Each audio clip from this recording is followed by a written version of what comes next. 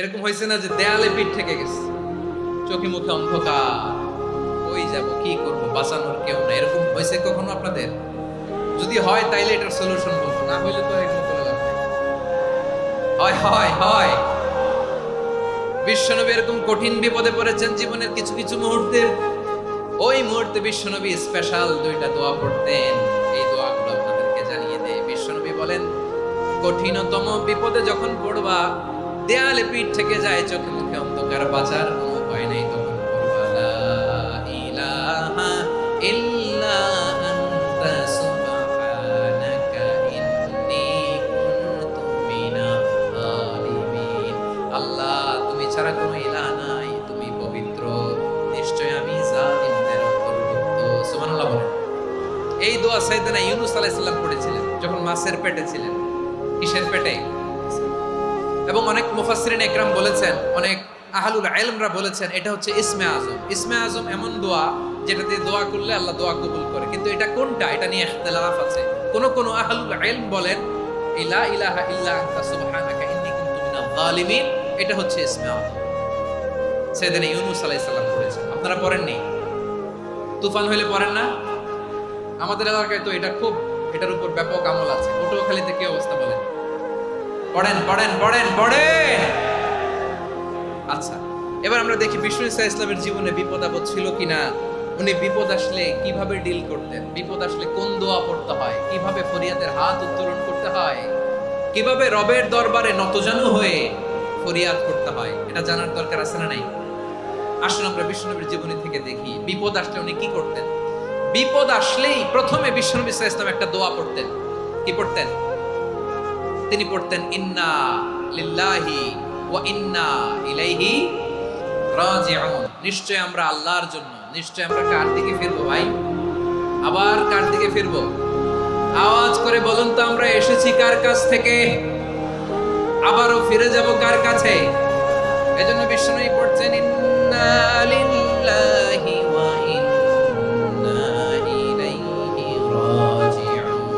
নিশ্চয় আল্লাহর জন্য, ওই আল্লাহর দিকেই আমরা ফিরে যাব। তারপরে বিষ্ণুই পড়তেন আল্লাহুম্মা আজুরনি ফি মুসিবাতি ওয়া আখলিফ লি খায়রাম মিনহা। একসাথে প্রথমে পড়তেন ইন্না লিল্লাহি ওয়া ইন্না ইলাইহি রাজিউন, তারপর পড়তেন আল্লাহুম্মা আজুরনি ফি মুসিবাতি ওয়া আখলিফ লি খায়রাম মিনহা। মানে আল্লাহ, এই যে আমি বিপদে ধৈর্য ধারণ করলাম, এটার সব তুমি আমার দাও, আর যেটা হারালাম এর চেয়ে ভালো কিছু দিয়ে মেকআপ করে দিও, ভালো কিছু দিয়ে বদল করে দিও। সুবহানাল্লাহ পড়েন। তাহলে বিপদ আসলে আমরা কি করব? কথা বলেন। এই যে আমি শুয়েছিলাম, নাশিদ গাচ্ছিল ওরা, এদেশে পরস্পরে দেখা হলে দেয় সালাম, এদেশে আমজনতার হৃদয় জুড়ে পাকালাম, এদেশে বিপদ এলে সর্বজনে সর্বক্ষণে দোয়া পড়ে ইন্না লিল্লাহি। কি পড়ে? সুবহানাল্লাহ সুবহানাল্লাহ সুবহানাল্লাহ সুবহানাল্লাহ। এদেশে আযান শুনে সূর্য ওঠে সংগ্রামে, এদেশে আযান শুনে সূর্য ডোবে সন্ধ্যা নামে, এদেশে সকল কাজে সবাই বলে বিসমিল্লাহ, এদেশে ভালো কিছু দেখে শুনে হাসি মুখে সবাই বলে মাশাআল্লাহ। সুবহানাল্লাহ পড়ে। তাহলে বিপদ এলে আমরা কি পড়ি? কথা বুঝলে সবাই উত্তর দিতে হবে। বিপদ এলে কি পড়ি? তাহলে বিপদ এলেই আমরা এখন থেকে ইন্না লিল্লাহি পড়ব, নাকি হাই হুতাশ করবেন? একদল আছে হাই হুতাশ করে, হায় আল্লাহ রে, মোর কি হইল রে, মুই কি হরমু রে, মুই কমবে যামু রে। আছে না নাই? এরকম বিলাপ করতে নিষেধ করেছেন বিশ্ব। কি করব, কই যাব, কি হবে, হায় হায়, এরকম হাহুতাশ আছে না নাই? বিশ্বাসীরা হাহুতাশ করে না, তারা ইন্না লিল্লাহি পড়ে। কি পড়ে? মনে থাকবে? আমরা পড়ব ইন্না লিল্লাহি ওয়া ইন্না ইলাইহি রাজিউন। নিশ্চয়ই আমরা আল্লাহর জন্য, আমরা আল্লাহর দিকেই ফিরে যাব। এরপর পড়ব আল্লাহুম্মা আজুরনি ফি মুসিবাতি ওয়া আখলিফ লি খায়রাম মিনহা। আল্লাহ, আমি যে বিপদে ধৈর্য ধারণ করলাম এটার সওয়াব দিও, আর যা হারালাম তার চেয়ে ভালো কিছু দিয়ে বদল করে দিও। সুবহানাল্লাহ। বিশ্বনবীর হাদিস শুনলেন উম্মে সালামা রাদিয়াল্লাহু তাআলা আনহা। ওনার স্বামী হলো আবু সালামা। মজার ঘটনা খেয়াল করে শুনেন। প্রিয় কলিজার টুকরা ভাইয়েরা, কানগুলো খরগোশের কানের মতো খাড়া করে আমার দিকে তাকান। সাইয়্যিদাতুনা উম্মে সালামা রাদিয়াল্লাহু তাআলা আনহা, ওনার স্বামীর নাম আবু সালামা। শ্রেষ্ঠ দম্পতি, শ্রেষ্ঠ ফ্যামিলি। প্রথমে হিজরত করেছিলেন হাবাশায়, পরে হিজরত করেছেন মদিনায়। উহুদ যুদ্ধের পরে ওনার স্বামী আবু সালামা ইন্তেকাল করলেন, শহীদ হলেন। সুবহানাল্লাহ। যখন আবু সালামা ইন্তেকাল করল, উম্মে সালামা রাদিয়াল্লাহু তাআলা আনহা কেঁদে কেঁদে হয়রান। আর নবীর শিখানো বাণী অনুযায়ী তিনি বারবার পড়ছিলেন ইন্না লিল্লাহি, কি পড়ছিলেন?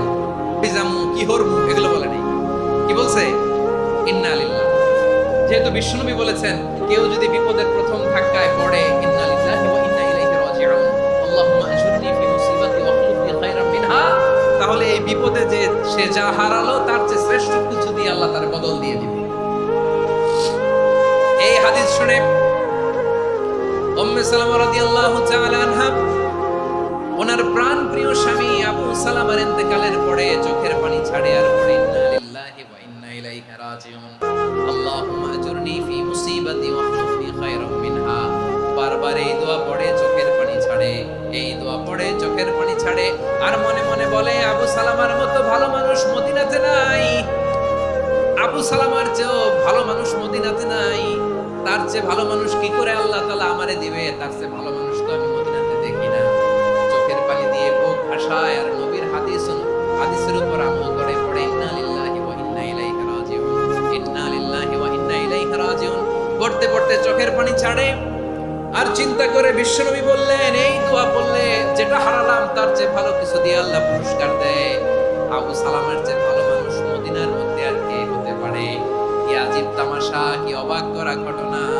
কিছুদিন পরে দেখা গেল সাইয়্যিদুল মুরসালিন রাহমাতাল লিল আলামিন স্বয়ং বিশ্ব নবী উম্মে সালামাকে বিয়ের প্রস্তাব পাঠিয়েছে। স্বয়ং বিশ্ব নবী উম্মে সালামা রাদিয়াল্লাহু তাআলা থেকে বিয়ের প্রস্তাব পাঠিয়েছেন। উনি রাজি হয়ে গেলেন, বিয়ে হয়ে গেল, উনি হয়ে গেলেন উম্মুল মুমিনিন, আমাদের মা, পুরো মুসলিম উম্মার মা। চিৎকার করে বলেন আল্লাহু আকবার। তাহলে আমার প্রাণ প্রিয় ভাইয়েরা, বিপদে পড়লে আমরা পড়বো ইন্না লিল্লাহি ওয়া ইন্না ইলাইহি রাজিউন, আল্লাহুম্মা আজুরনি ফি মুসিবাতি ওয়া আখলুফনি খায়রাম মিনহা। পড়বেন? পড়বেন না? যারা যারা বিপদ আসলে এই দোয়াটা পড়বেন এখন থেকে আওয়াজ করে ইনশাআল্লাহ বলেন। যা হারাইছেন তার চেয়ে শ্রেষ্ঠ জিনিস দিয়ে বদলা দিবে কে? বিশ্বাস হয়? একটু সন্দেহ লাগে মনে হয়, একটু সন্দেহ আছে? যাদের বিশ্বাস হবে তাদের কি আল্লাহ উত্তম বদলা দেবে, ঠিক কিনা বলেন? তাহলে বিপদে পড়লেই প্রথমে আমরা এটা পড়ব। দোয়াগুলো যদি এখন মুখস্থ না হয়, এই যে রেকর্ডিং হচ্ছে পেয়ে যাবেন, কালকেই পেয়ে যাবেন, শুনে শুনে মুখস্থ করবেন। আমার মায়েরা, আমার বোনেরা, আপনাদের জন্য 3টি মাঠের অ্যারেঞ্জমেন্ট করা হয়েছে, আমি জানি। আপনারাও এই দোয়াগুলো পড়বেন, আপনার স্বামীকে শেখাবেন, সন্তানকে শেখাবেন, আপনার পুরো পরিবারটাকে জান্নাতের টুকরো বানিয়ে দিবে কে? তাহলে বিপদ আসলে প্রথমে কি পড়তে হবে এটা জেনে গেলাম। এরপরে বিপদ আসলে নিজেকে কি করে আল্লাহর কাছে সঁপে দিতে হয় এটাও জানার দরকার আছে না? বিপদে প্রথমে ইন্না লিল্লাহ বললাম, ধৈর্য ধারণ করলাম, বিপদ থেকে উদ্ধারের সর্বোচ্চ চেষ্টা করলাম। আমার কাজ যখন শেষ তখন আমি আমার এই বিষয়টা আল্লাহর কাছে সঁপে দেব। কার কাছে সুপর্দ করব? কার কাছে? বিপদে বললে কেমন করে নিজেকে আল্লাহর কাছে সঁপে দিতে হয় আসুন সাইয়েদনা ইব্রাহিম আলাইহিস সালামের জীবনী থেকে জানি। আল্লাহর খলিল ইব্রাহিম আলাইহিস সালাম আমাদের মতো সমাজ ব্যবস্থা পায় নাই। আমরা জন্মের পরে আমাদের কানের ভেতরে আযান দিয়েছে কে? একামত দিয়েছে কে? আমাদের বাপ-দাদারা আমাদের কানে আযান দিয়েছে কি দেয় নাই? আমাদের জন্মের পরেই তো আযান, একামত, বাড়ির পাশে মসজিদ, প্রতিদিন আযান, জুমার খুতবা, প্রতি মাসে মাসে তাফসীরুল কোরআন মাহফিল, মসজিদ, মিনারা, অভাব নাই, ঠিক কিনা বলেন? আপনি যেই সুন্দর ইসলামিক এনভায়রনমেন্ট পেয়েছেন, আমাদের ইব্রাহিম খলিল উনিও কি এরকম পেয়েছিলেন? হ্যাঁ, উনি জন্মের পর পরে ওনার কানে আযান দিয়েছে কেউ? আমার প্রিয় ভাইরা, আগা গোড়া একটা শিরকি পরিবেশ উনি জন্মগ্রহণ করেছেন। উনি ছাড়া ওই তল্লাটে একজনও আল্লাহর উপর বিশ্বাসী নাই। কল্পনা করতে পারেন? গোটা তল্লাটে, গোটা দেশে বিশ্বাসী মুমিন, আল্লাহর উপর বিশ্বাস স্থাপনকারী কয়জন? সবাই বলেন কয়জন? বাকি সব মুশরিক। নিজের সাথে নিজে শক্ত বোঝাপড়া করে অ্যানালজি করে, সেলফ কনভারসেশন করে উনি মহা সত্যের সন্ধান পেয়েছে। উনি আকাশের তারা দেখে ভাবে মনে হয় এটাই আমার খোদা, পরে দেখে তারা নাই, মনে মনে বলে না তাইলে এটা না। আবার চাঁদ দেখে বলে চাঁদটা বড় মায়া লাগে, মনে হয় এটাই আমার রব, পরে দেখে চাঁদও নাই, কয় না এটা না। এরপরে দ্বীপ প্রহরের জলজলে সূর্যটা খা খা করে গোটা পৃথিবীটারে রৌদ্র দিয়ে তাতিয়ে রাখে। তিনি ভাবলেন মনে হয় এটাই আমার রব, কারণ এটাই তো সবচেয়ে বড়। কিন্তু বিকেল বেলা ওই সূর্যটাও যখন চলে যায়, সাইয়েদনা ইব্রাহিম বলে না এটাও তো নাই, আমার খোদা যদি আমারে ছেড়ে চলে যায়, বিপদে পড়লে আমারে উদ্ধার করবে কে? এভাবে নিজের সাথে অ্যানালজি, সেলফ কনভারসেশন করতে করতে করতে তিনি মহা সত্যের সন্ধান পেয়েছেন। সুবহানাল্লাহ। সব শেষে তিনি ডিসিশন নিয়ে ঘোষণা দিলেন, ইন্নী ওয়াজ্জাহাতু ওয়াজহিয়া লিল্লাযী ফাতারাস সামাওয়াতি ওয়াল আরদা হানিফান ওয়া মা আনা মিনাল মুশরিকিন। নিশ্চয় আমি এমন সত্তার দিকে মনোনিবেশ করলাম, মুখাপেক্ষী হলাম, যিনি আকাশ বানিয়েছেন, জমিন বানিয়েছেন, আমি মুশরিক নই। সুবহানাল্লাহ। পারতেন, আপনি পারতেন? কেউ নাই, লক্ষ লক্ষ মুশরিক, আপনি একা। ওনার মতো এরকম বিচক্ষণতা দিয়ে আল্লাহরে খুঁজে পাইতে পারতেন আপনি? কি নবী ছিলেন, আল্লাহকে খুঁজে পেয়েছে। যখন আল্লাহর ইবাদত শুরু করলো, এই কথা ছড়ায় পড়লো চারদিকে। নমরুদ সাইয়েদনা ইব্রাহিমকে ডেকে পাঠালেন। নমরুদ বলে, ইব্রাহিম তুমি নাকি মূর্তির পূজা না করে কোন নতুন রবের ইবাদত করো, কে তোমার রব? সাইয়েদনা ইব্রাহিম বললেন, রব্বি আল্লাযী ইউহয়ী ওয়া ইউমীত, আমি এমন রবের ইবাদত করি যিনি জীবন দেন, যিনি মৃত্যু দেন। নমরুদ বলে, তাই নাকি? তোমার রব জীবন দেয়, মৃত্যু দেয়, আর এটা তো আমি দেই, আমিও তো জীবন দেই, আমিও তো মৃত্যু দেই। সাইয়েদনা ইব্রাহিম বললেন, কেমন করে তুমি জীবন দাও, মৃত্যু দাও, একটু দেখাও তো। নমরুদ জেলখানা থেকে দুজন কয়েদিকে ডেকে আনলো, কয়েদি এনে অর্ডার করলো, একটাকে এখনই শিরোচ্ছেদ, হেড অফ, ডেথ পেনাল্টি, মৃত্যুদণ্ড দেয়া হলো, ফিনকি দিয়ে রক্ত বের। নমরুদ বলে, দেখো দুজনকে ধরে আনলাম, একজন কয়েদিকে দিলাম ডেথ পেনাল্টি, মৃত্যুদণ্ড, ওরে মৃত্যু দিলাম। আরেকজন যে দাঁড়িয়ে আছে, চাইলে ওরেও আমি মৃত্যুদণ্ড দিতে পারি, কিন্তু না, ওরে আমি দিব না, ওরে আমি বাঁচায়া দিলাম, ছেড়ে দিলাম, মানে জীবন দিলাম। দেখো ইব্রাহিম, তোমার চোখের সামনে একজনকে মৃত্যু দিলাম, আর একজনকে জীবন দিলাম। আপাত দৃষ্টিতে তাই তো, একজনের তো জীবন দিল, আরেকজনের মৃত্যু দিল। সাইয়েদনা ইব্রাহিম এবার বিপাকে পড়ে গেলেন। কিন্তু এক একজন নবীকে আল্লাহ এমন উইজডম বিচক্ষণতা দিয়ে এই জমিনে পাঠিয়েছেন, মুহূর্তের মধ্যে আল্লাহর খলিল ইব্রাহিম বললেন, ইন্নাল্লাহা ইয়াতি বিশ-শামসি মিনাল মাশরিকি ফাতি বিহা মিনাল মাগরিব ফাবুহিতাল্লাযী কাফার। আল্লাহর খলিল ইব্রাহিম বললেন, নমরুদ বুঝলাম তুমি জীবন দাও, মৃত্যু দাও, দেখলাম, কিন্তু আমার রব, আমার আল্লাহ প্রতিদিন সকালবেলা উষা লগ্নে ওই পূর্ব দিগন্ত থেকে সূর্যটাকে উদিত করেন, সাঁঝের বেলা, বিকেল বেলা, গুধূলি লগ্নে, সন্ধ্যা বেলা ওই দ্বিপ্রহরের জল জলে সূর্যটাকে পশ্চিম দিগন্তে ডুবিয়ে দেন। মানে সকালবেলা পূর্ব দিক থেকে উদিত করা সূর্যটাকে পশ্চিম দিকে বিকেলে তিনি ডুবিয়ে দেন। তুমি যদি পারো ওই সূর্যটাকে পশ্চিম দিক থেকে উদিত করে পূর্ব দিকে ডুবিয়ে দাও। সুবহানাল্লাহ পড়বেন না? দেখেন, ইনস্ট্যান্ট ইন্টেলেক্ট, মুহূর্তে বিচক্ষণতা, উইজডম কাকে বলে? নমরুদ পারবে? নমরুদের বাপ পারবে? ওর দাদা, ওর 14 গোষ্ঠী, গোটা বিশ্বের সব ক্ষমতাধর রাষ্ট্রনায়করা একসাথে হলে পারবে? বা বুহিতাল্লাযী কাফার পারে নাই, ব্যর্থ হয়েছে। এবার তেলে বেগুনে জ্বলে উঠেছে, রেগে মেগে আগুন বলে, ফালকুহু ফিল জাহিম। ওর সাথে তর্ক নাই, না পেরে এবার এটারে আগুনে ফেলা। বিশাল বিশাল গাছ কেটে লাকড়ি এনে আগুনের কুণ্ডলি বানানো হলো, দাও দাও দাও দাও করে আগুন জ্বলে। আল্লাহর খলিল ইব্রাহিমকে আগুনে নিক্ষেপ করা হবে। আল্লাহর খলিল সাইয়েদনা ইব্রাহিমের হাতের মধ্যে রশি দিয়ে টাইট করে বাঁধা হলো, পায়ের মধ্যেও টাইট করে রশি দিয়ে বাঁধা হলো। আল্লাহর খলিল ইব্রাহিমকে আগুনের কুণ্ডলের মধ্যে ফেলা হবে। অমিয়া, আপনি যে বিপদের কারণে ভয় পান, হতাশ হন, এটা কোনো বিপদ ওনার বিপদের সামনে? পটুয়াখালী আওয়াজ করে বলুন, সৈয়দনা খলিল ইব্রাহিমের বিপদের সামনে আমাদের বিপদগুলো কোনো বিপদ? কোনো বিপদই না, এটা কোনো বিপদই না। হাত পা বেঁধে টাইট করে নিক্ষেপ করা হবে, সিম্পলি ফেলা যাবে না, কারণ দাও দাও করে দ্য ব্লেজিং ফায়ার, এমন আগুনের কুণ্ডলি, কাছে যাওয়া যায় না, আগুনের উত্তাপে নিক্ষেপ করা হবে। হাতে রশি বেঁধে পায়ে রশি বেঁধে আল্লাহর খলিল ইব্রাহিম আলাইহিস সালামকে আগুনের মধ্যে নিক্ষেপ করা হবে। এটার বলে অগ্নি পরীক্ষা। উনি অগ্নি পরীক্ষার সম্মুখীন হয়েছে, এজন্য কঠিন পরীক্ষাকে আমরা অগ্নি পরীক্ষার সাথে তুলনা করি, ঠিক কিনা? সাইয়েদনা জিবরাইল এসে বললেন, ও আল্লাহর খলিল, ওরা তো আপনার হাতও বেঁধে ফেললো, পাও বেঁধে ফেললো, নড়াচড়ার সুযোগ নাই, বলেন আমি জিবরিল ফেরেশতা আপনার জন্য কি করতে পারি? আল্লাহর খলিল ইব্রাহিম বলেন, ও জিবরাইল, তোমার কাছে আমার কোনো চাওয়া পাওয়া নাই। সুবহানাল্লাহ বলেন, তোমার কাছে বলার কিছু নাই, তোমার সাহায্যের আমার দরকার নাই।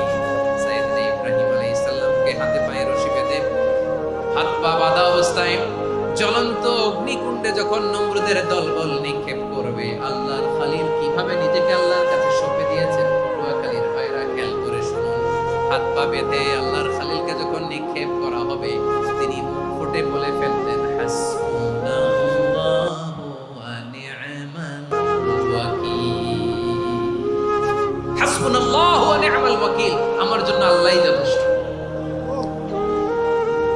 আমার জন্য আল্লাহই যথেষ্ট, তিনি আমার সবচেয়ে বড় গার্ডিয়ান, তিনি আমার সবচেয়ে বড় অভিভাবক।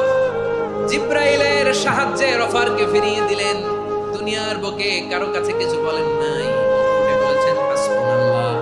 ও আমার পটুয়াখালীর প্রাণের ভাইয়েরা, খেয়াল রাখবেন, কোন বান্দা তার হাতে থাকা সব চেষ্টাটুকু করার পরে মুখ ফসকে মুখ দিয়ে যখন বলে ফেলে হাসবুনাল্লাহ, বান্দা যখন হাসবুনাল্লাহ বলে ফেলে, ওই ব্যাপারটা ডিল করার দায়িত্ব স্বয়ং আল্লাহ আরশের উপর থেকে নিয়ে নেয়। আপনি যখন বলে ফেলবেন হাসবুনাল্লাহ, এটা ডিলিং করবে কে তখন? চিল্লায় বলেন না, তিনি কে? বান্দা তার সাধ্যের সবটুকু চেষ্টার পরে নতজানু হয়ে যখন বলবে হাসবুনাল্লাহ, আল্লাহ তুমি আমার জন্য যথেষ্ট, নি'মাল ওয়াকিল, তুমি আমার শ্রেষ্ঠ অভিভাবক, তখন তার কি দরকার না দরকার এটা ডিল করে স্বয়ং আল্লাহ। নিক্ষেপ করা হলো সাইয়েদনা ইব্রাহিমকে অগ্নিকুণ্ডলিতে। হাজার হাজার মানুষের দৃশ্য দেখার জন্য জড়ো হয়েছে এরকম বিশাল ময়দানে, কিন্তু কি অবাক করা ঘটনা, সবাই ভয় পাচ্ছিল, না জানে কি হয়ে যায়। আল্লাহর খলিলকে যখন আগুনের কুণ্ডলিতে নিক্ষেপ করা হয়, আল্লাহর খলিল ইব্রাহিম আগুনের কুণ্ডলির মধ্যে বসে বসে মানুষগুলোর দিকে তাকিয়ে হাসতে শুরু করে দেয়, কারণ আকাশ থেকে রব্বুল আলামিন স্পেশাল ভার্ডিক্ট নাজিল করেছেন, স্পেশাল হুকুম জারি করেছেন, কুল্লা ইয়া নারু কুনি বারদান ওয়া সালামান আলা ইব্রাহিম। ও আগুন, খবরদার, সৃষ্টি শুরু থেকে তোকে একটা ধর্ম আমি বাতলে দিয়েছিলাম, তোর ধর্ম, আগুনের ধর্ম হলো যা পাবে জ্বালিয়ে সারখার করবে। আল্লাহ বলল, আগুন, তোর ধর্ম দিয়েছিলাম, তুই সব জ্বালিয়ে পুড়িয়ে সারখার করে দিবি, কিন্তু ক্ষণিকের জন্য আমি তোর জ্বালিয়ে দেওয়ার ক্ষমতাটাকে কেড়ে নিলাম, জ্বালিয়ে ভস্ম করে দেওয়ার ক্ষমতা আমি কেড়ে নিলাম। কুনি বারদান, ঠান্ডা হয়ে যা, কিন্তু এত বেশি ঠান্ডা হবি না আবার আমার ইব্রাহিমের জন্য সর্দি লেগে না যায়। সুবহানাল্লাহ, এত আস্তে বললে হবে? কুনি বারদান, বারদ মানে বরফ, ঠান্ডা, ঠান্ডা হ, কিন্তু এত ঠান্ডা হবি না যাতে আমার ইব্রাহিমের কষ্ট হয়। আগুন বলে, আল্লাহ একবার বললাম ঠান্ডা হ, আবার বলো, এত ঠান্ডা হবি না যাতে খলিলের সর্দি না লাগে। কেমন ঠান্ডা হব, কেমন এনভায়রনমেন্ট তৈরি করে দেব বলো? আল্লাহ বললেন, সালামান আলা ইব্রাহিম, আমার খলিল, আমার কলিজা, আমার ইব্রাহিমের জন্য তুই জান্নাতের গুল বাগিচা হয়ে যা। ও ভাই, নবী মুসার মতো ঈমান হলে রাস্তা হবে সাগর জলে, নবী ইউসুফের মতো ঈমান হলে একে একে দরজা খোলে। নবী ইব্রাহিমের মতো ঈমান যদি আজও থাকে বিদ্যমান, অগ্নিকুণ্ডে দেখতে পাবে খুবসুরতে ফুল ভাগা।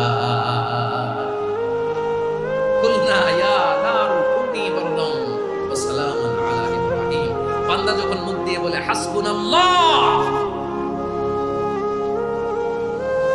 আমার আল্লাহ আমার জন্য যথেষ্ট, এই বলে যখন নিজেকে সঁপে দেয়, তার কি লাগবে ওই দায়িত্ব স্বয়ং নিয়ে নেয় কে? সবাই বলেন স্বয়ং নিয়ে নেয় কে?